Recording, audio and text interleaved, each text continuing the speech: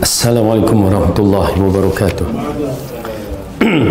Innal hamdalillah nahmaduhu wa nasta'inuhu wa nastaghfiruh wa na'udzu billahi min shururi anfusina wa min sayyiati a'malina. May yahdihillahu fala mudhillalah wa man yudlil fala hadiyalah. Asyhadu an la ilaha illallah wahdahu la syarikalah wa asyhadu anna Muhammadan 'abduhu wa rasuluhu. Amma ba'du, fa inna khairal kalami kalamullah wa khairal huda huda Muhammadin sallallahu alaihi wasallam wa syarrul umuri muhdatsatuha wa kullu muhdatsatin bid'ah wa kullu bid'atin dhalalah wa kullu dhalalatin finnar. Alhamdulillah, pertama kita rafa'kan syukur kita kepada Allah Subhanahu wa taala yang telah menghidupkan kita, yang telah mengumpulkan kita dalam majlis ilmu, yang telah memberikan kita kekuatan dan kesihatan, dan kita mengharapkan Allah berikan kita ilmu yang bermanfaat, seterusnya kekuatan untuk istiqamah dalam ilmu yang kita dapat, dan yang paling penting ianya dijadikan timbangan kita berat di akhirat kelak yang menyebabkan kita dipermudahkan bagi kita jalan ke syurga, dan mudah-mudahan kita semua dipermudahkan, amin ya rabbal alamin. Baik, dalam pertama minta maaf suara ada problem sikit ya. Di dalam perkara yang berkaitan dengan tentang Ibn Sayyad yang kita bicarakan pada pelajaran yang lepas, yang kita katakan bahawa isu Dajjal ini adalah satu makhluk yang begitu dahsyat yang menjadi perbahasan sampai pada hari ini. Asalnya perbahasan itu tidak diperbahaskan oleh para ulama, yakni pada generasi yang awal, kerana mereka beriman dengan apa yang Rasulullah SAW katakan, sabdakan, yang mana apa yang Rasulullah SAW katakan dan sabdakan itu jelas, ya, jelas dalam pemahamannya. Tetapi apabila munculnya umat mutaakhiran ini, ya, umat-umat akhir zaman ini, dia kiaskan dalam bab Dajjal ini dengan berbagai-bagai, ya, dan menjadi satu perkara yang agak menarik semenjak isu-isu yang dibangkitkan, termasuk dalam konspirasi yang dikatakan itu, ya, yang berkaitan dengan istilah-istilah Dajjal itu telah bertukar. Adakah dia itu orang, ataupun adakah dia satu organisasi, dan semua itu diperbahaskan kesudahannya. Sedangkan hadis yang menceritakan bentuk tubuh Dajjal itu dah jelas dah nampak dah, ya, dia adalah satu makhluk yang mana ianya akan datang di akhir zaman. Dan umat nabi-nabi yang terdahulu, dalam pelajaran kita yang lepas, Rasulullah mengatakan semua nabi mengingatkan tentang kaumnya tentang kemunculan Dajjal dan beberapa sifat Dajjal. Ya, tetapi Rasulullah mempunyai keistimewaannya dan memberitahukan di antara sifat Dajjal itu adalah matanya buta sebelah dan Tuhan kamu tidak buta. Ya, dan di antara kening dia ataupun pada dainya tertulis kalimah kaf alif fa ra. Jadi tuan-tuan dan perempuan, ini di antara satu perkara yang menarik, ya. Dan Dajjal kemunculannya adalah satu kemunculan fitnah yang besar. Dah kita bahaskan apakah fitnah itu, terutamanya di zaman kita, kemunculan gerakan-gerakan yang diikuti dengan yang mengaku dirinya menerima wahyu. Walaupun dia tidak mengaku dirinya Nabi, tapi bila dia dah mengaku dirinya menerima wahyu, itu mengaku dirinya Nabi lah, tidak secara langsung. Kerana tidak ada siapa yang boleh menerima wahyu melainkan para Nabi. Okay? Dan akhirnya timbullah fitnah, yang mana di Malaysia dah kita terangkan beberapa fitnah yang berlaku, ya, gerakan yang terakhir ini yang disebutkan bahawa apa ni, gerakan Islam, gerakan yang mengaku dirinya pembawa ataupun penyelamat umat di akhir zaman yang berkampung di Slim River tu, ya, itu di antara gerakan yang terakhir muncul. Banyak lagi, ya, banyak lagi gerakan yang mana kita kena berhati-hati, yang Rasulullah mengingatkan sebelum munculnya Dajjal yang betul ialah Dajjal yang kecil-kecil ini. Tapi Dajjal yang kecil-kecil ini pun na'udzubillah min zalik, berapa ramai yang mengikutnya.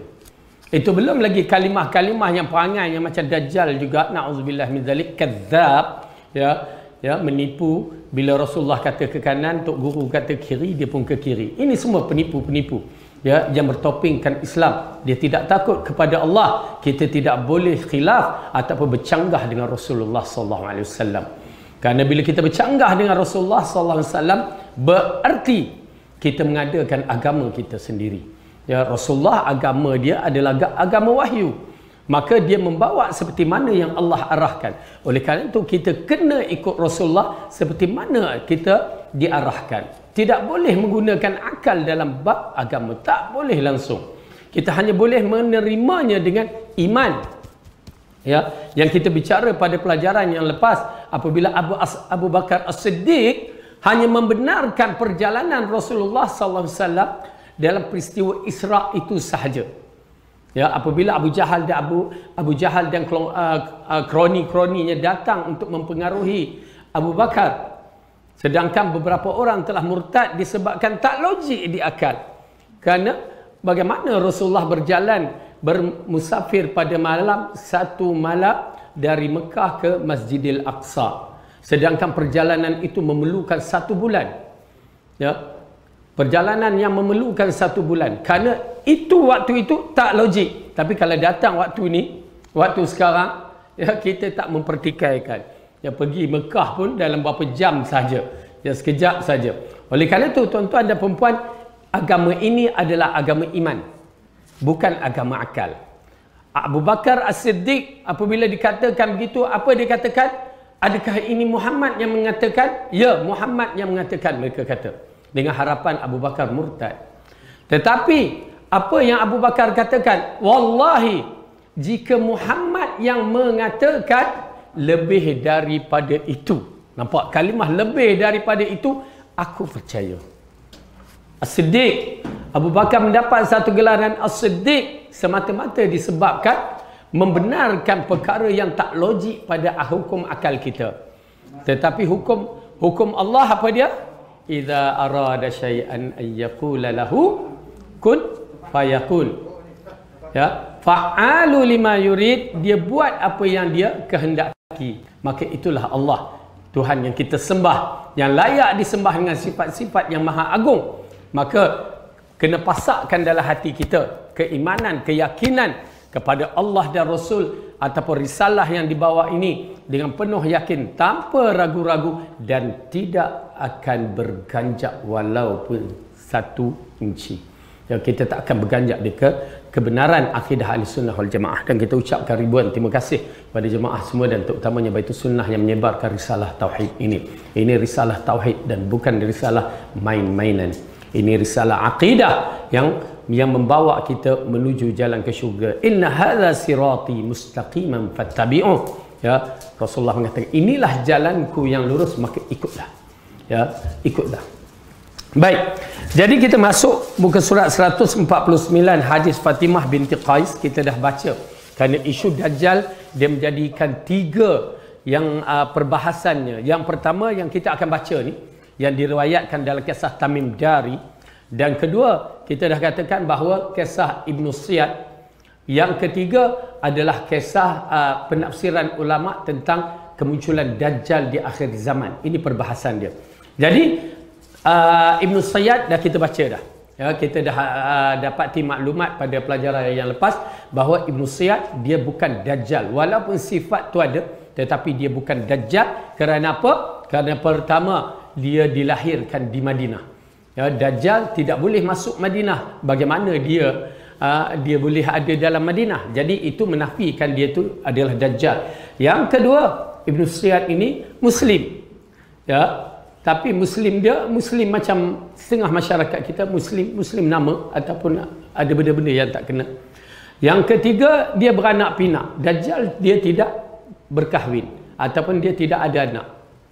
Maka ini menyebabkan Ibn Siyad dalam kisah ni kita keluarkan dari siapakah Dajjal yang sebenar. Ini nak disebutkan Dajjal yang sebenar. Kalau Dajjal yang tak sebenar ni banyaklah. Kan? Banyak dah. Di Malaysia pun banyak. Baik. Kita sambung balik daripada hadis ini, muka surat 149, 150 kita berhenti. Lalu beliau berkata, pindahlah ke rumah Ummu Syuraik. Ummu Syuraik adalah wanita kaya dari Ansar. Ia menyumbang dana yang cukup besar di jalan Allah. Tamu-tamu biasa datang ke tempatnya. Aku berkata, baik, akan kulakukan perintahmu. Beliau berkata, janganlah kau lakukan, yakni jangan pindah ke rumah Ummu Syuraik. Ummu Syuraik adalah wanita yang banyak tamu. Aku tidak suka jika kerudungmu, yakni tudung atau kain yang panjang itu jatuh, atau kedua betismu tersingkap. lalu tetamu-tetamu melihat suatu darimu yang tidak kau suka. Tapi pindahlah ke rumah saudara sepupumu, Abdullah ibnu Amr bin Ummu Maktum. Itu adalah seorang dari Bani Fihr. Bani Fihr adalah keturunan Quraisy. Okey, ini dalam kisah ni kita dah baca pada awal yang berkaitan dengan Fatimah binti Qais. Ya, kisahnya yang begitu panjang dan dia arahkan beberapa perkara, maka di sini dia arahkan pindah ke rumah Abdullah ibnu Ummi Maktum. Siapa dia? Lelaki yang buta. Jadi bila lelaki yang buta, ada perbahasan juga dalam bab ini melalui riwayat-riwayat yang mana Rasulullah juga mengingatkan dia, kamu duduk, ya, kamu apabila kamu macam kita ni duduk di rumah orang buta, lelaki buta. Lelaki dia kalau dah buta dia tak nampak apa kita kan? Betul tak? Kita buka apa ke semua, dia dah tak menjadi masalah. Tetapi Rasulullah mengatakan dia buta, kamu tak buta. Kan? Jadi dia akan timbul fitnah kepada si perempuan lah pula. Kan? Melihat lelaki buta tu dah satu bab juga. Baik, ala kulli hal. Aku kemudian pindah ke rumah Ibnu Ummi Maktum setelah masa iddahku habis. Aku mendengar penyeru Rasulullah menyeru as-salatu jami'ah. Aku pun keluar ke masjid dan solat bersama Rasulullah. Aku berada di saf para wanita yang ada di belakang kaum lelaki. Okey. Jadi kisah Fatimah bin Qais yang meriwayatkan hadis ini, apabila dia mendengarkan Rasulullah apabila nak mengistiharkan, dia akan arahkan Bilal untuk ataupun siapa bagi tahu as-salatu jami'ah. Yani kita berkumpul di masjid untuk lakukan solat. Di sana ada benda isu perkara baru yang nak disampaikan. Dan itu di antara peranan masjid untuk menyampaikan. Tapi zaman sekarang ni dah berbagai-bagai menjadi yang tempat-tempat untuk disampaikan, tak menjadi masalah. Bahkan kita kena faham kedudukan masjid begitu tinggi pada zaman Rasulullah. Ya, begitu tinggi dan bukan macam sekarang di zaman kita. Ya, masjid hanya solat 5 waktu. Lepas tu akad nikah. Lepas tu apa lagi ya? Itu je lah. Lepas tu tutup. Itu dia. Ya, tetapi zaman Rasulullah kita menyaksikan di mana pada hari peperangan ataupun hari seperti perang Tabuk, ya, dipanggil orang-orang datang masuk untuk mengikrarkan kenapa tak pergi. Lepas tu dalam kisah juga orang kafir pun ada datang. Dalam kisah tu juga budak-budak bermain dalam masjid untuk digalakkan supaya datang ke masjid dan berbagai acara yang dilakukan. Itu dia kedudukan masjid yang tinggi pada zaman Rasulullah. Oleh kerana itu masjid Dirar dilarang kerana apa? Kerana masjid itu bukan dibina di atas dasar ketakwaan yang dituntut oleh syarak. Ya, akhirnya masjid itu dibakar. Ya, masjid Dirar dibakar. Ya, kalau kita kata apa masjid dibakarkan, tetapi disebabkan kita melihat mudarat itu lebih besar, masjid pun dibakar. Baik, dalam bab ini Ummu Fatimah binti Qais menceritakan, okay, dia kata dia duduk, aku berada di saf para wanita, ada di belakang kaum lelaki. Okay, ini tabiat saf-saf yang berlaku sebenarnya yang disebutkan dalam hadis khairus sufufi lirijal awwaluha. Sebaik-baik saf lelaki adalah paling depan. Wa syarruhu, dan seburuk-buruk saf lelaki paling belakang. Ya, tak kira di mana juga, kalau kita nak tahu nilaian saf yang paling baik bagi lelaki adalah di depan. Oleh kerana itu kalau kita nak tahu kedudukan kita di depan Allah bagaimana, tengoklah saf kita di mana. Kalau saf kita di belakang, berarti hubungan dengan Allah ada masalah. Ya. Hubungan kita dengan Allah clear, biasanya saf itu akan ke depan. Adapun saf perempuan khairus sufufir linisa adalah di belakang. Apakah yang dimaksudkan di belakang? Okey. Saf perempuan di belakang lelaki. Itu yang dimaksudkan. Bukan dia antara saf perempuan tu dia berada di belakang lagi. Kan? Tak, tetapi sebenarnya yang dimaksudkan saf perempuan itu yang terbaik di belakang lelaki. Dan kita berhadapan dengan surau, kadang-kadang surau tu ya sebelah laki sebelah perempuan. Oleh kerana itu saf bagi perempuan diundurkan ke belakang sedikit. Tapi dah solat tarawih penuh kan, maka tak tahulah macam mana. Tapi yang sebaik-baik pada ketika itu saf perempuan dibelakangkan sedikit daripada saf lelaki. Kalau dah tak boleh nak dibuat apa-apa, jangan disamakan. Kalau boleh jangan disamakan, ke belakangkan. Walaupun disamakan tak menjadi masalah. Mana kalau di atas? Di atas, tapi di depan ke di belakang. Tapi konsep saf dia mesti di belakang lah sebaik. Tak di bawah dah lagi. Untuk seorang mujahidin. Macam mana? Kita galakkan supaya di belakang ke sedikit. Tapi kalau dah penuh, tak apalah, tak menjadi masalah. Ya. Dia nak tak apa Ustaz, sebab 50 atas bawah. Laki bawah bukan dia. Tapi yang dekat Kaabah tu laki belaka. InsyaAllah saya pergi 25 bulan ni. InsyaAllah. Baik. Okey. Jadi di sini diceritakan, Ibnu Fatimah bintu Qais menceritakan. Tapi Ustaz boleh Ustaz ulas Fatimah bintu Qais siapa dia? Kita dah baca pada pelajaran yang lepas ni dalam kisah wanita yang ikut hijrah ni, Fatimah binti Qais. Yang seorang lelaki nak kahwin dengan Fatimah. Yang disebutkan Mughirah. Yang gugur mati dalam jihad fi sabilillah, awal jihad. Baik. Fatimah bintu Qais melanjutkan, seusainya solat, Rasulullah duduk di atas mimbar sambil ketawa. Baginda berkata, hendaklah setiap kalian tetap berada di tempat solat masing-masing. Setelah itu beliau bertanya, tahukah kalian kenapa aku mengumpulkan kalian? Para sahabat menjawab, Allah dan Rasulnya lebih mengetahui. Ini di antara adab para sahabat apabila Rasulullah bertanya. Ya, bila Rasulullah bertanya, mereka akan utamakan kalimah hanya Allah dan Rasul yang mengetahui. Ya, kadang-kadang mereka menyangkakan tujuan itu begitu, sebenarnya lain.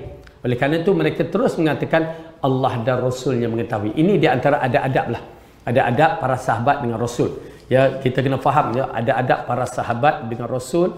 Ya, banyak perkara. Mereka tidak akan berbicara bila berada di depan Rasul. Ya, mereka tidak akan mengangkat pandang mata kepada Rasulullah secara direct kalau tidak diperlukan. Ya, mereka akan rasa tunduk, ya, rasa izzah, kemuliaan Rasulullah sallallahu alaihi wasallam. Ini juga beberapa adab yang perlu kita ambil kira sebagai penuntut ilmu dengan guru, cuma jangan sampai melampaui batas. Okey. Baik. Beliau mengatakan, aku mengumpulkan kalian bukanlah untuk memberikan motivasi ataupun peringatan. Akan tetapi kerana Tamim Ad-Dari sebelumnya adalah orang Nasrani, ia kemudian datang berbai'ah masuk Islam dan menyampaikan satu kisah kepadaku, tepat seperti mana yang aku ceritakan kepada kalian tentang Al-Masih Al-Masih Dajjal Al-Masih. Ya. Jadi Rasulullah mengatakan, ya, dalam siri Rasulullah memberi tazkirah ataupun tausiah, nasihat kepada para sahabat bukan tiap-tiap hari. Ya, kita kena faham kerana Rasulullah dia jaga masa para sahabat dan dia tak bagi para sahabat boring. Kita kalau dah tiap-tiap hari kuliahnya, itu yang jadi macam kat surau. Ya, on off, penuh ramai, tak penuh ramai kan. Kadang-kadang langsung tak ada, tinggal tok guru dengan Bilal dengan imam je.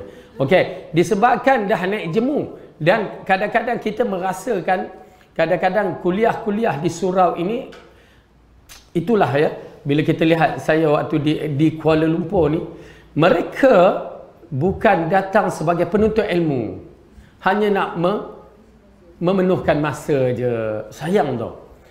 Caranya kita tengok bagaimana dia datang. Kalau ada nota, ada pen, itu tanda sifat penuntut ilmu. Tetapi kalau dah duduk menyandar je kat belakang sana, itu di antara para jemaah beritahu, itu di antara orang yang kadang-kadang dia tak ngam dengan ustaz tu, kadang-kadang hanya nak lepak-lepak kan.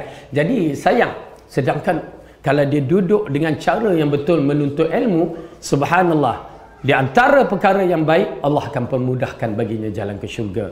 Ya, akan mendapat istighfar dari para malaikat dan binatang-binatang. Tapi kalau sekadar hanya nak membuang masa je, saya mengatakan bukan kata tak okey duduk dalam masjid tu, tetapi sayanglah, seharusnya dalam terutamanya macam usia-usia kita memerlukan ilmu yang mantap, memerlukan persiapan yang betul-betul untuk kita bertemu dengan Allah. Sayang apabila kita nak bertemu dengan Allah, kita tak ada maklumat, ya, beriman kepada Allah dengan sebaik-baiknya. Sayang. Ya, apa kita nak jawab depan Allah? Baik, dalam kisah ni Rasulullah kata bukan tujuan aku untuk memberi peringatan ataupun motivasi, tak. Tetapi aku nak menceritakan Tamim Ad-Dari, dulu dia ni Kristian, dia datang dan terus berbai'ah kepada aku dan menyampaikan satu kisah. Ya, telitinya Rasulullah menceritakan ini dia Tamim Dari, yang mana Tamim Dari daripada lautan itu dia singgah ke Laut Merah dan terus pergi menuju ke Madinah itu. Diceritakan bahawa dia berbai'ah dahulu. Dia masuk Islam berbai'ah baru dia cerita. Dia tidak cerita dulu kepada Rasulullah lepas tu masuk Islam, tak. Dia masuk Islam dulu, berbai'ah dan baru dia bercerita. Itu dia susunan dia. Ya, dan Rasulullah tidak pernah berbalik-balik cakap dia. Dia cakap seperti mana fakta yang berlaku. Oleh kerana itu penting menakalkan hadis dan memahami hadis ini amat penting. Kerana Rasulullah dia tidak menakalkan tak sahih. Dia menakalkan dalam keadaan bentuk yang teratur, tersusun, dan apa yang paling penting, ya, dia tidak berkata mengikut hawa nafsu. Baik. Lalu dia katakan, dan aku menyampaikan satu kisah kepadamu. Dia menyampaikan satu kisah kepadaku tepat seperti mana yang aku ceritakan kepada kalian. Dengan arti kata lain, Rasulullah SAW telah menceritakan tentang Dajjal ini kepada para sahabat. Ya, seolah-olah mengisyaratkan, tuan-tuan dan puan-puan, kita ni ahli sunnah pun kena cerita tentang Dajjal ini dengan terperinci. Satu. Dan kedua, Dajjal-Dajjal yang muncul sebelum Dajjal yang besar. Ya, dua. Kenapa? Dajjal-Dajjal yang muncul inilah di antara permulaan yang menyebabkan kita bersama dengan Dajjal yang betul itu nanti. Tengoklah apa yang kita saksikan. Na'udzubillah. Hari ini kita dapat lagi satu klip video seorang ustaz tu, dia gabungkan amalan. Dia kata tahlil tak salah. Kan? Aduh. Ialah tahlil kalau kalimah la ilaha illallah tak salah. Tetapi dia combine-kan dengan majlis. Dengan, dia kata, ada tak Rasulullah arahkan baca Quran, Fatihah? Ada, okey. Ada tak 3 kul itu? Ada. Lepas tu, ada tak Rasulullah baca ayat kursi? Ada. Rasulullah suruh. Ya, lepas tu, ada tak Rasulullah suruh berzikir kalimah la ilaha illallah? Ada.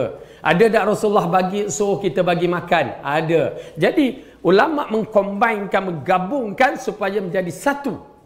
Untuk dilengkapkan siri amalan soleh. Tuan-tuan dan perempuan, ini agama bukan akal. Ini agama. Kalau Rasulullah tahu benda tu baik, Rasulullah dah buat dah. Allah tidak wahyukan kepada Rasulullah begitu. Masalahnya kita menjadikan satu program. Ya, kalau nak bertahlil la ilaha illallah dengan kalimah cara yang betul, tak menjadi masalah. Ya, bacalah subhanallah cara yang betul, tak menjadi masalah. Saya terpaksa sebut cara yang betul. Ya, kerana apa? Okey. Kerana kalau tuan-tuan dan perempuan pernah mendengar saya bagikan ataupun para penceramah yang menceritakan dalam kisah Abdullah ibn Mas'ud bersama Abu Musa Asy'ari yang berada di Kufah pada satu ketika.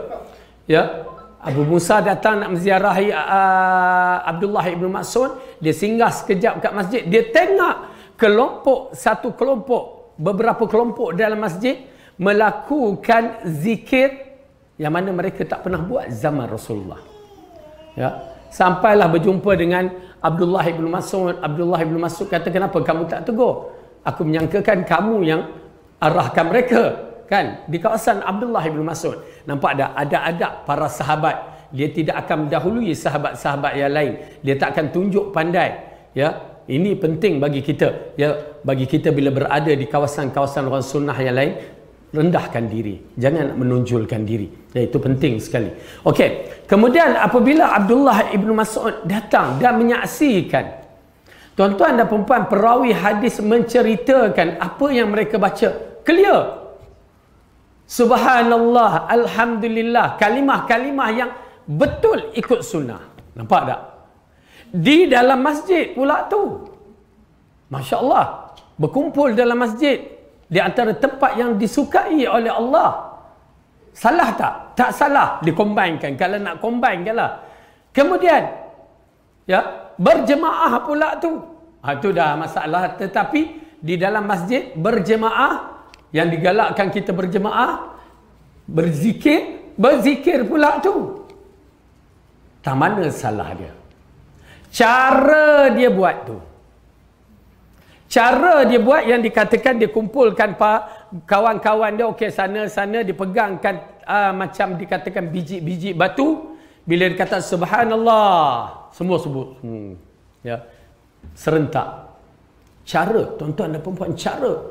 Yang Abdullah bin Mas'ud mengatakan, kami tak pernah buat di zaman Rasulullah seperti mana kamu buat. Nampak tak isyarat tu? Kita kata, alah zikir je Ustaz. Jangan. Dalam peristiwa ini mengajarkan hanya silap cara, bukan kalimah. Kita kalimah cara, habis belaka kita silap. Apa kesudahannya? Mereka menjawab, kalau mereka mengakukan, oh salah, tak apa. Ini menjawab, ya Aba Abdurrahman, kami tidak buat melainkan kebaikan. Nampak tak? Akal tu bicara kebaikan. Sedangkan dalil tidak ada. Tapi akal membicarakan kebaikan. Apa berlaku? Abdullah bin Mas'ud mengatakan, kalau kamu mengira dosa-dosa kamu saja, aku confirm Allah akan ampunkan dosa kamu. Tetapi kamu membuat perkara yang tak pernah kami buat di zaman Rasulullah sallallahu alaihi wasallam, dan kubur Rasulullah masih lagi merah. Maksudnya, Rasulullah baru je wafat. Maksudnya dia wafat di zaman para sahabat masih hidup. Mereka marah kepada Abdullah bin Mas'ud. Tuan-tuan dan perempuan, berlaku peperangan Nahrawan antara Sayyidina Ali waktu Amirul Mukminin dengan Khawarij. Yang Rasulullah ingatkan Khawarij di akhir zaman ini berbahaya. Tahu tak? Apabila perawi hadis mengatakan kebanyakan ahli masjid yang berzikir itu bersama dengan Khawarij, mati di sana. Nampak? Kita nampak zikir je sikit, tetapi dia terpesong sampai jadi satu kelompok yang jahat, kelompok yang termasuk dalam 72 golongan yang diisytiharkan ahli neraka. Nampak tu? Tuan-tuan dan perempuan, jangan main-main. Agama kita ni memang agama wahyu. Kalau kita lari sedikit, memang dia akan lari terus. Ya, macam Kaabah kan, kita nak dekat boleh ni kan, tapi dah jauh macam ni, ijtihad dimaafkanlah. Tetapi kalau nak terlari sikit, dia akan lari jauh tu. Ya. Nak ceritakan, kalau kita lari daripada manhaj Rasulullah, dia akan lari sejauh-jauh. Dan ditakuti, kita termasuk dalam kelompok seperti Khawarij. Oleh kerana itu, orang-orang yang menkhilafkan, macam orang mengatakan tahlil yang dilakukan dengan program, dengan cara-cara, berbahaya. Itu belum lagi orang-orang yang berzikir yang tidak mengikut cara Rasulullah. Berbahaya. Mereka telah bawa satu jalan yang berbahaya. Oleh kerana itu, kedudukan penyeru-penyeru ini seperti Dajjal. Nampak bertopengkan Islam tetapi menyeru kepada jalan yang tak betul. Na'udzubillah. Itu belum lagi yang zikir. Who are you? Nak berzikir macam itu. Tuan-tuan dan perempuan, bila kita menyaksikan penerangan yang diterangkan bahawa zikir dengan apa semua tu adalah kemuncak zikir ahli fana kononnya. Kemuncak zikir ahli ma'rifat kononnya. Rasulullah SAW tak pernah berzikir macam itu. Berarti dia lagi bawah. Kedudukan Rasulullah lagi bawah daripada ahli ma'rifat dan ahli fana. Na'udzubillah syar. Ya. Agama ini tidak datang kepada mereka. Agama ini datang kepada Rasulullah. Seperti mana Rasulullah ajar, seperti itulah kita ambil. Penting tu. Jangan biarkan kita terikut-ikut ataupun terpengaruh dengan kalimah-kalimah ini. Berbahaya. Mereka akan dipertanggungjawab depan Allah dengan apa yang mereka ucapkan. Ya, na'udzubillah. Na'udzubillah. Berhati-hati. Nanti buat ada apa dia ni ketawa-ketawa. Naik-naik atas apa tengah berzikir pula. Ya, haru. Sakit dia, sakit. Nampak tak? Bagaimana atas nama Islam belaka tu. Okey, kita lihat. Lalu dalam kisah ini Rasulullah menceritakan, ia bercerita kepadaku, dia naik perahu bersama 30 orang dari Lakham dan Juzzam. Mereka terombang-ambing selama sebulan di lautan. Yakni mereka naik kapal. Ya, mereka naik kapal dan keluar daripada lautan Mediterranean, kerana mereka berada dari Syam, ya, keluar masuk ke lautan besar yang dikatakan lautan Atlantik. Okey, kalau tak salah lautan Atlantik, di mana waktu itu terombang-ambing. Kapal itu kalau 30 orang memang kapal, jadi mereka terombang-ambing. Lalu setelah itu mereka terdampar di sebuah pulau di tengah lautan, di tempat matahari terbenam, seolah-olah mengisyaratkan dia berada di kawasan barat sana, ya. Dan kita mengatakan berhati-hati, jangan ikut tafsir kita, ya. Ini nanti ada yang katakan ini maksudnya dia di area barat, ni mesti apa ni, Bermuda Triangle lah, apalah kan. Setelah itu mereka terdampar di sebuah pulau di tengah lautan di tempat matahari terbenam. Mereka kemudian duduk di dekat perahu, kemudian memasuki pulau. Maksudnya kapal ini dia terdampar di tengah lautan, di hampir dengan pulau, kerana sifat kapal dia takkan boleh masuk kan. Kalau terdampar tersadai itu, letih tu, tunggu air naik bergerak. Jadi dia turun dengan sampat, maka barulah dia pergi ke pulau tersebut. Mereka berpapasan dengan sesosok makhluk yang berbulu lebat dan hitam. Kerana apa? Kerana mereka pergi untuk mencari makan asalnya dan mencari air. Lalu tiba-tiba bertemu dengan satu makhluk yang warnanya hitam berbulu. Yang di dalam hadis yang lain, mereka tidak tahu mana depan dan mana belakang makhluk tersebut kerana bulunya sangat lebat. Mereka bertanya, kamu ini makhluk apa? Ya, mereka bertanya, kamu ini makhluk apa? Setelah ditegur oleh makhluk ini, lalu makhluk ini menjawab, aku ini adalah Al-Jassas. Ya, Al-Jassasah. Ini kalimah nama dia. Macam kita sebut apa ya? Bigfoot. Ya, Bigfoot ya. Bukan big fruit, Bigfoot. Okey, Al-Jassasah. Mula-mula mereka ingatkan jin. Dalam riwayat menceritakan, kami ingatkan dia tu jin, tetapi Al-Jassasah, satu makhluk. Dengan arti kata lain, makhluk ni ada. Ya, makhluk ni ada. Tapi kat mana, wallahu alam. Mereka bertanya, apa itu Al-Jassasah? Ia tak menjawab. Tapi ia berkata, wahai manusia. Seolah-olah dia ni makhluk yang lain sedikit. Kerana dia panggil, oi manusia. Kan? Temuilah orang yang berada di biara itu, kerana ia sangat ingin mengetahui khabar kalian. Datang ke sini, ada orang nak bertemu dengan aku. Tetapi seolah-olah satu bahasa yang digunakan, mereka faham. Apa bahasa tu? Itu satu persoalan. Kalau ikutkan Tamim Dari utara, yakni dikaitkan dengan di Syria, mungkin Tamim Dari ini Arab Syria yang boleh berbahasa Arab, dan mungkin juga dia boleh berbahasa Rom, pasal dia berada di utara sana, yang kerajaan Rom memerintah. Jadi mungkin Tamim Dari ini mempunyai dua bahasa, tetapi waktu dia berbicara dengan Rasulullah, dia berbicara dengan bahasa Arab. Lalu Tamim berkata, saat makhluk tersebut menyebut seseorang pada kami takut jangan-jangan syaitan. Lalu Tamim berkata, kami secepatnya pergi hingga memasuki biara yang disebutkan seolah-olah seperti gua. Ternyata di dalam itu ada seorang yang paling besar bentuk fizikalnya yang pernah kami lihat, terbelenggu oleh rantai yang paling kuat. Kedua tangannya menyatu ke leher, antara kedua lutut hingga mata kakinya terbelenggu rantai besi. Lalu kami lantas bertanya, kamu siapa gerangan? Jadi dimaksudkan di sini, dia lihat orang ni agak besar yang mana pernah mereka lihat. Berarti makhluk ni besar yang mana setaraf dengan lelaki yang besar. Bukan taraf-taraf kita Melayu, kita ni kecil. Lelaki yang besar. Dan dalam keadaannya, ya, tangan dia terikat menyatu di lehernya. Ini diisyaratkan macam Allah ceritakan dalam Al-Quran tentang ahli neraka yang diikatkan pada tengkuk-tengkuk mereka, tangan yang macam itu. Ya, bila diikat macam itu dah tak boleh nak bergerak semudah yang disangka. Dan kaki mereka dia pun terikat. Kemudian, ya, kami mana tadi? Lalu antara kedua lututnya hingga mata kakinya terbelenggu rantai besi.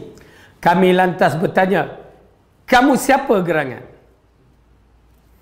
Ia berkata, kalian sudah mengetahui kabarku, maka kabarkan kepadaku siapa kalian. Okey. Jadi dalam persoalan ini kita riwayat ini mengatakan seolah-olah Tamim Dari dah tahu ada makhluk yang macam ni. Ya. Lalu dia menceritakan, lalu diringkaskan, maka kabarkan kepadaku siapa kalian. Kami berkata, kami orang-orang dari Arab. Ini menunjukkan Tamim Dari adalah orang Arab. Ya. Dari bahagian utara Syria sana. Tetapi mereka menganut agama Kristian. Tuan-tuan dan perempuan, ni amat penting. Ini dia tu orang Arab tu. Ya. Dia pun buat benda-benda yang tak betul. Kita pun ikut sebab dia orang Arab. Sedangkan Arab sana bukan semuanya Muslim. Di Lebanon misalan, persen yang bukan Muslim tu tinggi. Di Mesir, Arab Mesir, berapa ramai yang bukan Muslim. Datang kita ambil contoh dia. Silap. Ya, dah berbunyi orang Arab. Ya, kita pula tak reti bahasa Arab. Ana unta. Ya, akhirnya kita ikut aja. Ya. Saya teringat zaman mak saya dulu, ya, tak erti bahasa Arab pun. Tapi dia dengar, ni ada nasyid. Apa dia? Ya Gamil, ya Gamil, ya Gamil. Kita mula tak tahu. Ya Gamil. Rupanya nasyid tu datang dari Mesir. Bukan nasyid. Laguan yang dilagu oleh Ummul Kalthum. Ya Jamil, ya Jamil. Kan? Dah orang tak tahu kan bahasa Arab. Ya Gamil, ya Gamil. Banyak orang Mesir je yang sebut jim tu jadi ga. Okey? Ya Gamil. Kalau orang Arab ni dia jim tak jadi ga. Kalau Arab Mekah khaf tu jadi ga. Agullat. Dia agullat. Dia tak boleh sebut pi. Dia tak boleh. Orang Arab tak sebut pi. Tak boleh. Dia boleh sebut pi tu jadi ba. Pepsi. Nak minum Pepsi kan. Ana nak balik berak. Kalau saya di Kuala Lumpur nak balik berak amboi kan. Letih kita. Berak. Baik. Lalu dia mengatakan, kami berkata kami orang-orang dari Arab. Kami naik perahu lalu kami terkena badai. Kami terombang-ambing selama sebulan. Ya, naik kapal tu selama sebulan. Kemudian kami terdampar di pulaumu ini. Kami lantas duduk di sampan lalu memasuki pulau ini. Kemudian kami bertemu dengan haiwan berbulu lebat lagi hitam. Kami tidak tahu ke mana depan dan mana belakangnya kerana bulunya yang sangat banyak. Kami lantas bertanya, kamu ini makhluk apa? Ia menjawab, aku adalah Jassasa. Ia berkata, temulah orang yang berada dalam biara itu kerana ia sangat ingin mengetahui khabar kalian. Kami akhirnya dengan cepat-cepat pergi menemuimu dan kami khawatir jangan-jangan kamu ni syaitan. Ia berkata, ya, jadi makhluk ni berkata, kabarkan kepadaku tentang pohon kurma Baisan. Ya, adalah satu tempat yang berada di Syam sana. Di zaman itu disebutkan Syam ni dia luas. Ya, Lebanon, Syam, Syria, Syam, Turki, Syam, ya, Jordan, Syam. Okey, sebutkan tentang pohon kurma Baisam. Lalu ia berkata, kami bertanya, apa yang engkau ingin tahu tentang Baisam itu? Ia berkata, aku bertanya tentang pohon kurmanya. Apakah sudah berbuah? Kami menjawab, ya. Ia berkata, ketahuilah, sudah dekat masanya pohon-pohon kurma Baisan tidak berbuah lagi. Ya, ia meneruskan khabar kepadaku tentang Danau Tabriyah. Okey. Jadi yang pertama, dia bertanya tentang ladang di kawasan Baisan tu. Kenapa ladang di kawasan itu terkenal dengan kesuburannya yang mengeluarkan produk yang baik. Ya, kurma-kurmanya yang baik. Maka lalu diceritakan bahawa ianya masya-Allah keluar lagi. Ya, masih lagi keluar dalam keadaan yang baik. Lalu dia mengatakan, satu hari nanti ataupun hampir dekat dah, ladang itu dah tidak ada kualitinya. Maksudnya tak boleh nak mengeluarkan hasil yang baik. Dan cuba tengoklah dalam internet, ya, dan saya dah tengok apa semua, ada masalah sekarang di Baisan. ya, yang dikatakan tanah-tanah situ dah tak subur. Baik, okey. Kemudian dia tanyakan kepada mereka ni, khabarkan tentangku Tasik Tabariyah, ya, Imam Tabari, Tasik Tabariyah yang datang dari sana. Kami bertanya memperjelaskan apa yang ingin kau tanyakan. Ia berkata, apakah di sana ada air? Ya, ditanya kepada mereka, adakah ada air Tasik itu lagi? Kami menjawab, airnya banyak. Bahkan dia di antara salah satu sumber air bagi Yahudi. Ya, sekarang ni ia berkata sudah hampir tiba masanya airnya akan lenyap. Tu dia. Tuan-tuan dan puan-puan, tengok apa yang ditulis ini berkaitan dengan Tasik Tabariyah. Ya, airnya sudah kurang. Okey. Ia berkata sudah hampir tibanya air itu akan lenyap. Ia berkata, khabarkan kepadaku tentang mata air Zaghar.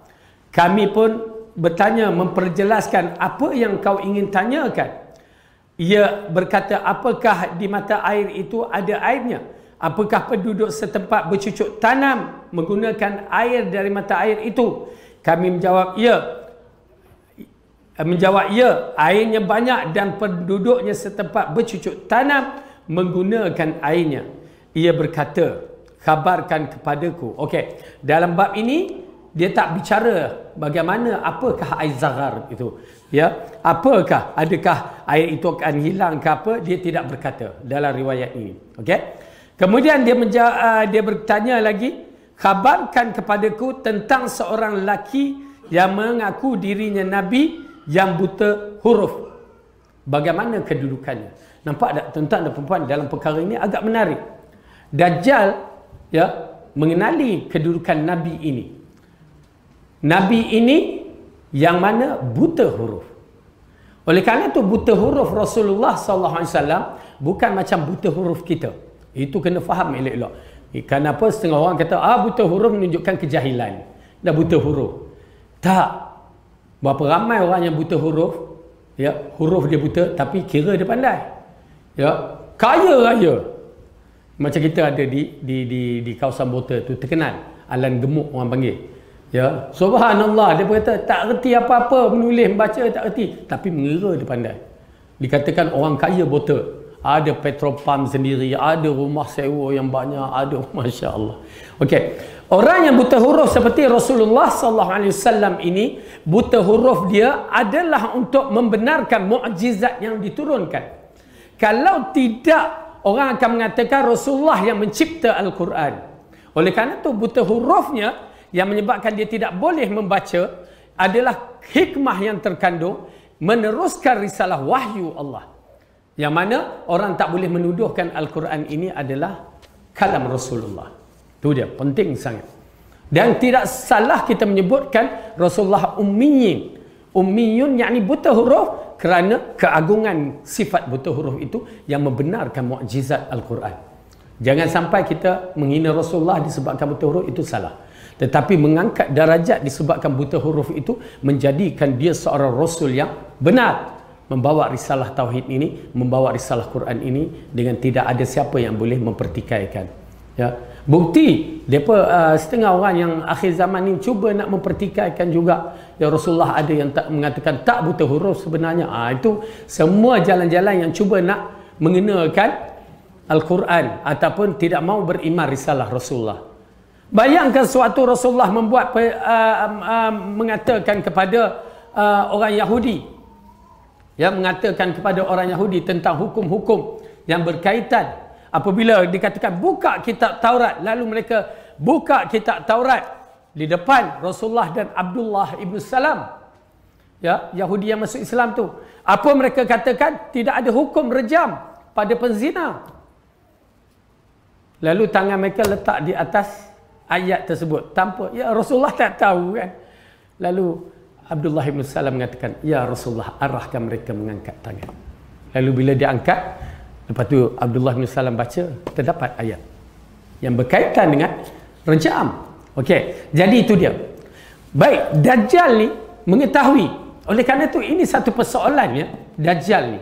dia tidak mendapat wahyu. Ingat, Dajjal ada istidraj.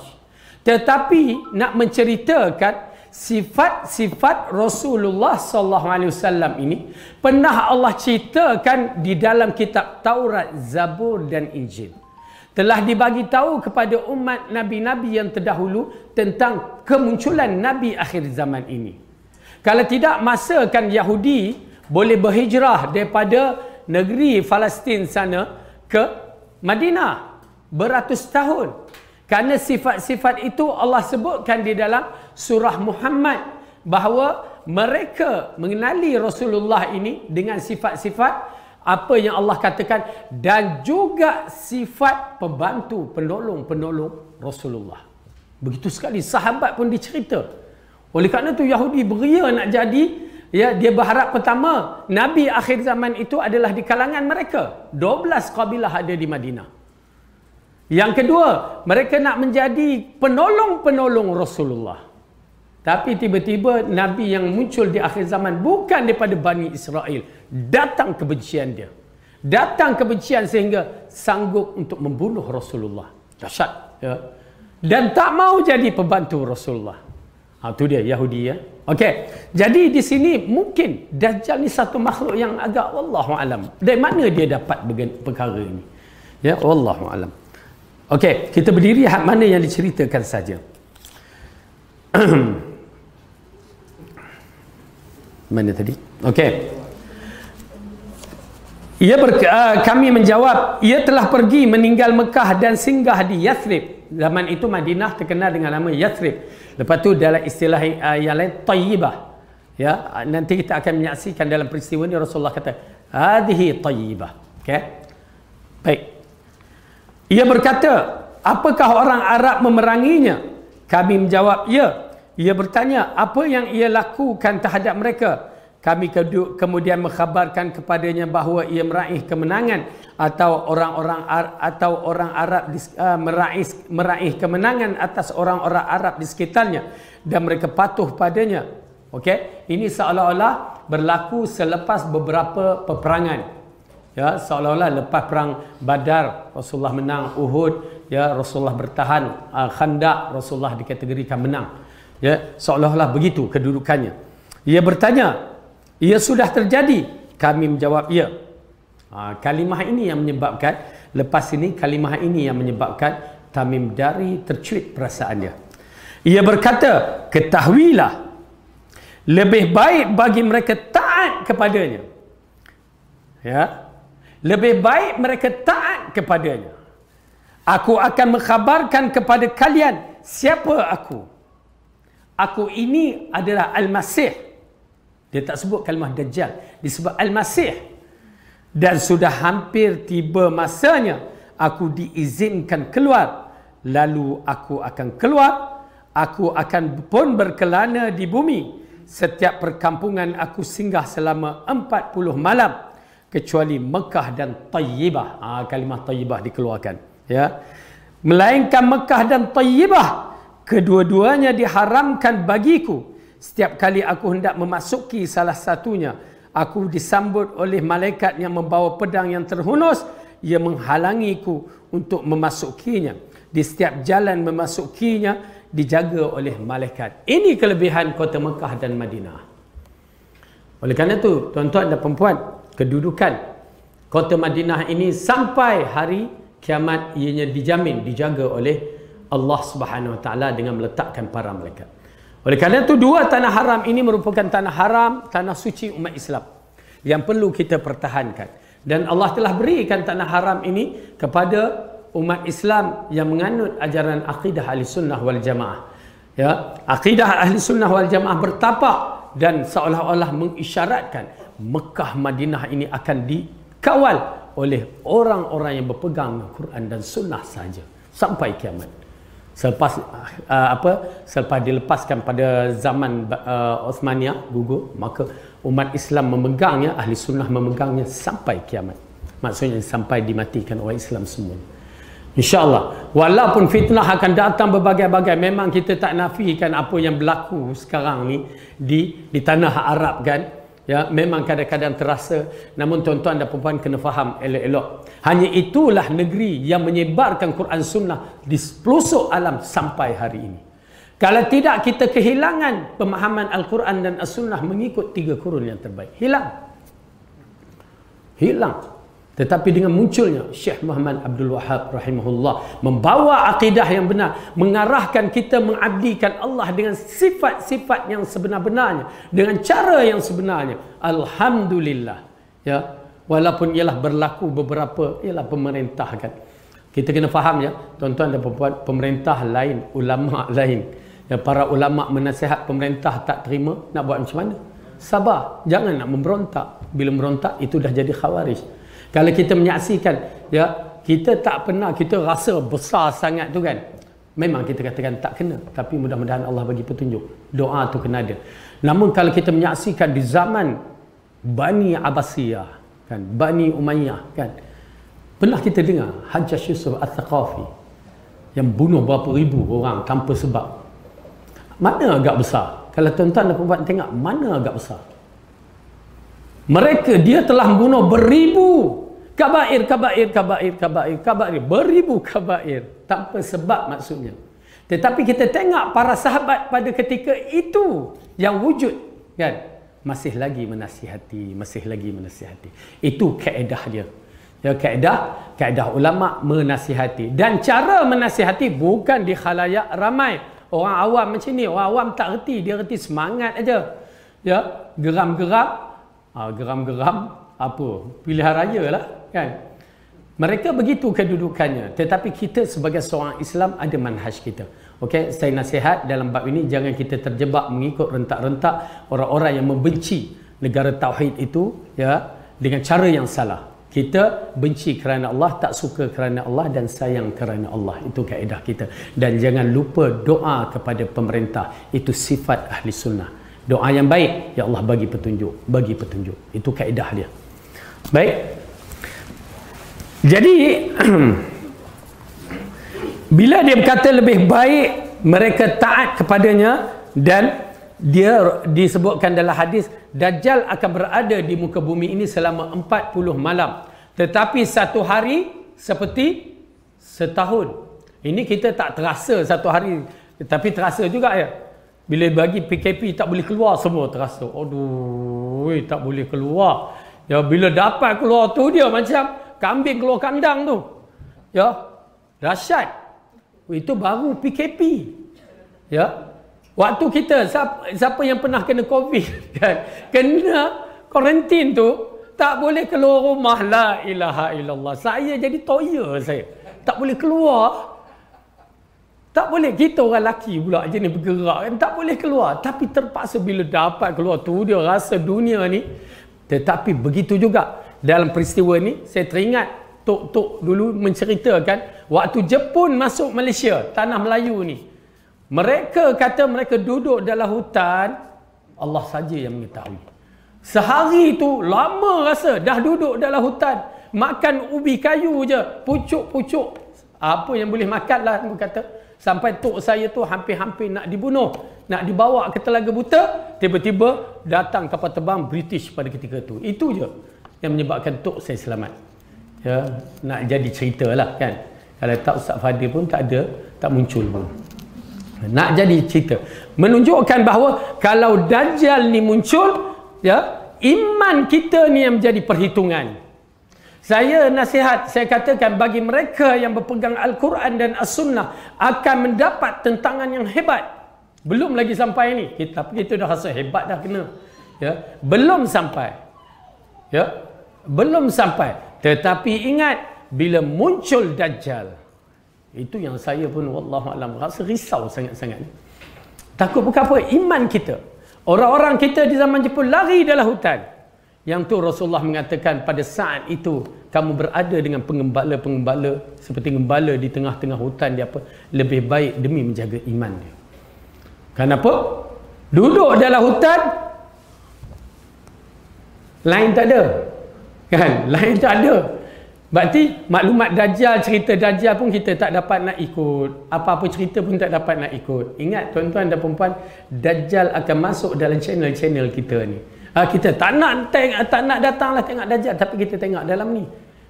Hujah-hujah dia tu yang berbahaya, yang mungkin menyebabkan kita terikut hujah dia. Yang Rasulullah kata, jika Dajjal itu muncul di waktu aku ada, aku yang akan berhujah dengannya, bukan aku berperang. Aku berhujah, maksudnya hujah dia berbahaya. Jika aku tiada, dia muncul, maksudnya aku dah mati. Ya, maka kamu berhujahlah atas diri kamu. Yakni kita kena ada ilmu.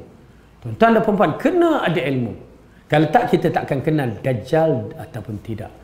Dalam peristiwa yang ada, Ustaz, kita dengar dalam YouTube yang banyak-banyak ni pun, kita pun jadi confused kan. Yang mana tak ada ilmu yang kuat, confused.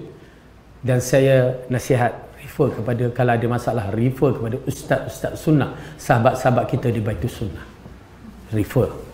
Kerana ini bukan main-main, percaturan akhir zaman, percaturan kita pula usia kita dah 50, 60, dah nak mati, tiba-tiba berlaku benda yang tak baik yang menyebabkan kita mati dalam tak mengenal pencipta kita. Na'udzubillah min dzalik.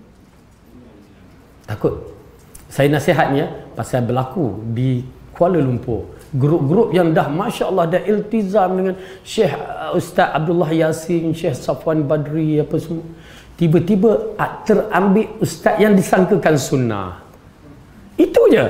Ataupun ustazah yang disangkakan sunnah. Saya bila tersilap je ustazah tu bercakap, saya dah tahu ini bukan ustazah sunnah. Dia tak boleh silap. Ya, bab sunnah ni, ya, bab fiqah tu mungkin ijtihad, tapi bab akidah ataupun penyuruh sunnah, kita tak boleh tersilap. Kita bila tersilap tu, berarti dia ada masalah tu. Lepas tu dia dah sehari dua baru nak tarik, berarti dia dah kena tekan baru nak tarik, kita dah faham. Rupanya betul. Clear. Ya, tetapi ramai yang mengikut sebab dia cara dia lah, itulah yang menyebabkan saya melihat orang tu sikit-sikit terlari dari sunnah. Jangan terkejut. Dulunya dia iltizam dengan sunnah. Tiba-tiba dia ada pula dia ada travel agent apa semua, dia bawa habib-habib ikut dia sebagai dia punya leader. Nauzubillah. Hilang sunnah. Ya, sedih, saya sedih kerana mereka tu saya kenal kan. Disebabkan ini sebab dua ustaz dengan ustazah tu lah. Ustazah tu saya cukup geram. Ya. Dia silap, dia sebut kalimah yang tak seharusnya orang sunnah menyebutnya. Berarti dia bermasalah. Okey, jadi dengan arti kata lain, kita kena berhati-hati. Akhir zaman satu perkara yang menggerunkan. Okey, kita habiskan kisah ni. Ya. Fatimah berkata, Rasulullah berkata sambil memukul tongkat beliau ke mimbar, inilah Tayyibah, yakni Madinah. Ketahuilah apa yang aku telah menyampaikan hal itu kepada kalian.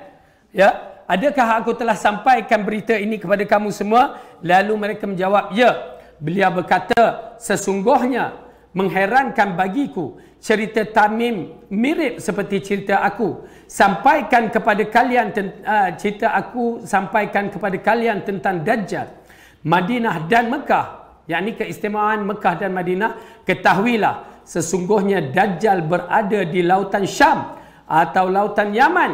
Tidak, tetapi dia berada di arah timur. Beliau berisyarat dengan tangan ke arah timur. Menarik ni kan?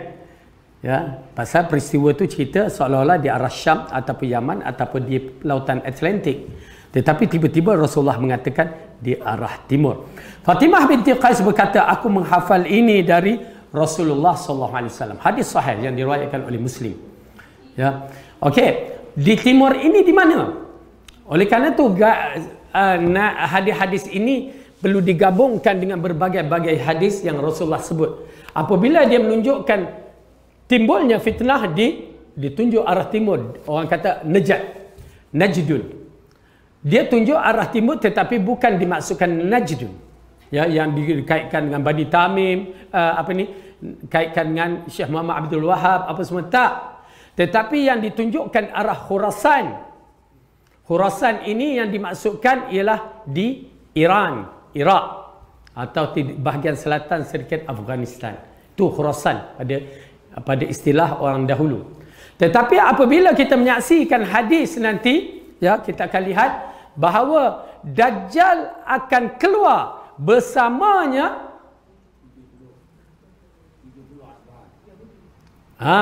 bersamanya Yahudi berapa ribu? 70,000 ke 40,000. Okey, 70,000 Yahudi Asfahan. Clear? Rasulullah sebut Asfahan. Asfahan mana ada? Melainkan Iran. Ada lagi? Kat Malaysia ada? Jalan Asfahan. Kan? Kat Kuala Lumpur. Ha. Okay. Jadi Asfahan hanya ada di Iran saja dan mengisyaratkan. Ini benda-benda politik ni kita kena memerhatikan. Macam mana Amerika kononnya Iran ada nuklear lah, kononnya nampak berbalah. Ingat tuan-tuan dan perempuan, teknologi ini seolah-olah mengisyaratkan, Rasulullah mengisyaratkan bahawa Dajjal ini ada di bahagian barat, lalu diangkat, diletakkan di bahagian timur yang akan keluar di Asfahan. Hadis sahih, saya beriman tanpa banyak bicara. Cuma kita akan menyaksikan Dajjal dia tak akan keluar, dia senyap aja. Bila dia keluar, tiba-tiba dia marah. Adalah isu yang menyebabkan dia marah, maka dia akan bangun. Di situlah bermulanya 40 hari yang dikatakan satu hari seperti setahun. Ya, mengikut iman masing-masing. Sehari setahun, sehari sebulan, sehari seminggu, sehari macam hari biasa. Itu geng-geng dia lah kalau sehari macam hari biasa. Sampai saya kata, ya Allah, kalau keadaan yang fitnah macam itu, biarlah koma 40 hari gitu kan. Tak pasal iman kita. Kita sendiri pun takut. Ya. Jadi hadis ini, ya, yang Rasulullah katakan, yang diriwayatkan oleh Muslim. Lalu Muslim hadis Fatimah binti Qais di atas, Muslim meriwayatkan dari hadis Sayyar dari Asy-Sya'bi dari Fatimah binti Qais, ia berkata, aku mendengar Nabi berkhutbah di atas mimbar. Beliau berkata, anak-anak paman Tamim Ad-Dari naik perahu, ya, yakni dari sudut kalimah sahaja. Dan dari hadis Ghailan bin Jari dari Asy-Sya'bi dari Fatimah binti Qais, ia menyebutkan bahawa Tamim Ad-Dari suatu ketika naik perahu, lalu perahunya terombang-ambing hingga terdampar di suatu pulau. Ia pergi ke pulau tersebut untuk mencari air. Ia bertemu susuk tubuh yang menyeret pulau tersebut rambutnya. Ia menutur kisah ini. Dalam kisah disebutkan Rasulullah membawa Tamim keluar menemui orang untuk bercerita. Beliau berkata, bersabda, hadhihi tayyibah wa dhaka dajjal. Inilah tayyibah dan itulah dajjal. Okey. Dan Abu Bakar bin Ishaq bercerita kepadaku, okay, ini semua selain daripada kalimah-kalimah yang inilah. Jadi ini di antara kaitan yang menyebutkan cerita Dajjal. Okey. Jadi kalau kita ikutkan nanti, cerita-cerita yang akan datang serupa saja. Ya. Cuma ada sedikit kupasan yang mana kita akan bahaskan nanti. Wallahu alam. Ada apa soalan? Ya, nak. Di Madinah dan Mekah tu tanah haram. Ya. Tanah haram. Maksudnya orang kafir tu tak boleh masuk. Okey. Mekah dan Madinah memang dikatakan tanah haram disebabkan Mekah itu didoakan oleh Nabi Allah Ibrahim. Ya, maka dia menjadi tanah haram. Rasulullah kata, aku mendoakan Madinah, maka Madinah menjadi tanah haram. Okey. Jadi kedua-dua ini adalah negeri yang mana wal asalnya kita tidak mengatakan ialah dah bercampur. Pada zaman Rasulullah orang kafir itu memang ada dalam tu, dan asal pun mereka tu, ya, agama Ibrahim, tapi mereka kafir, akhirnya mereka kekal dalam tu. Namun Rasulullah SAW pernah mengingatkan kepada kita tentang kelebihan Mekah dan Madinah, dan dia mengharapkan dalam satu hadis mengatakan, kalau aku bercita-cita agar Mekah itu kalau dapat keluarkan kafir ataupun Yahudi ataupun orang kafir dari Jazirah Arabia. Dia terus Jazirah Arabia, bukan Mekah Madinah saja, Jazirah Arabia. Kan? Jadi pada zaman Rasulullah dia tak keluar. Ialah dengan apa dia zaman itu. Dan kedua, pada zaman Abu Bakar pun tak keluar lagi. Namun di zaman Umar, maka dia mengeluarkan orang kafir dan orang-orang Yahudi dan Nasrani dari bumi Jazirah Arabia. Maka jadilah bumi itu bumi orang Islam. Namun begitu, ya, tidak menjadi isu jugalah. Namun kita mengatakan kalau bab-bab yang tertentu seperti pembangunan, maka dibenarkanlah. Tetapi bila dia dibukanya visa pelancongan, orang kafir semua masuk ni. Itu masalah lah. Kita katakan memang orang kafir bila masuk dia akan bawa masalah. Tidak dinafikan. Maka itu yang terjadi. Okey, maka terjadilah asalnya Mekah dan Madinah itu tidak boleh dimasuki oleh, dilaranglah orang kafir masuk ke Mekah dan Madinah. Itu pasal dulu-dulu kan dia bila nak masuk tu non muslim tak boleh masuk. Okey, berdalilkan hadis. Nak kata boleh masuk Allahu a'lam. Kita tak tahu pasal perubahan-perubahan sekarang ni. Cuma nak mengatakan adakah dia tidak ada orang kafir, dalam hadis mengatakan Madinah akan bergegar 3 kali. Maka akan keluar orang kafir, orang munafik dan orang yang bermasalah dalam. Berarti disebut kalimah tu, dimension seolah mengisyaratkan ada orang kafir, ada orang munafik di situ. Gegar kali kedua, maka orang yang bermasalah hati dia pun keluar. Dan gegar kali ketiga, Rasulullah kata hanya orang-orang yang betul saja, iman dia kuat saja ataupun iman yang bersih kekal dalamnya. Itu dia. Itu akan menjelang tu. Ya wallahu alam, adakah waktu saya pergi ini berlaku ke? Kalaulah saya pergi berlaku, wallahu alam, saya tak bercita-cita untuk balik Malaysia. Kerana apa? Lepas tu peristiwa lagi menarik. Ya. Peristiwa akan berlaku lagi menarik. Maksudnya menarik yang menyebabkan Rasulullah mengatakan orang yang terbaik berada di Madinah pada ketika itu. Manusia yang beriman yang terbaik pada waktu itu akan muncul di Madinah. Dan acara-acara kiamat itu akan berlaku. Muncul Imam Mahdi, muncul Dajjal, turun Isa, semuanya akan berlaku. Kalaulah berlaku pada ketika itu. Ya. Jadi kelas Batu Salam pun had situ je lah. Saya kalau ada pun pembangunan kalau ada pun dari sudut pembangunan. Betul macam buat payung di Madinah tu macam ni Jepun. Ya, pasal saya dulu kerja tahun 98 99 duduk 2 tahun di sana di bawah syarikat Dallah, ya. Di mana memang mereka ambil engineer, arkitek daripada Amerika apa semua tu. Yang kita tahu memang non muslim lah setengah tu. Tapi dibenarkanlah untuk tu. Okey. Baik. Ada apa lagi? Jadi insya-Allah mudah-mudahan kita dapat bertahan dengan ilmu yang bermanfaat dan akidah yang betul untuk mempertahankan agama kita, untuk diri kita, untuk membeli syurga Allah. Jadi jangan sampai kejahilan kita menghalang daripada mendapat kebenaran, dan teruskan dalam siri menuntut ilmu dan iltizam dengan ilmu sunnah dan juga baitus sunnah di mana-mana yang menyampaikan cara yang betul, dan sila rujuk jika ada guru-guru yang menyampaikan, rujuk pada sahabat-sahabat kita di Baitul Sunnah ni. InsyaAllah mereka akan berikan orang yang terbaik, ustaz yang terbaik, dan Allah berikan kita jalan yang terbaik untuk membeli syurganya. Wallahu a'lam bissawab. Yang baik itu datang daripada Allah, salah silap dari saya sendiri. Aqulu qawli hadza wa astaghfirullahu li wa lakum. Assalamualaikum warahmatullahi wabarakatuh. Subhanallah.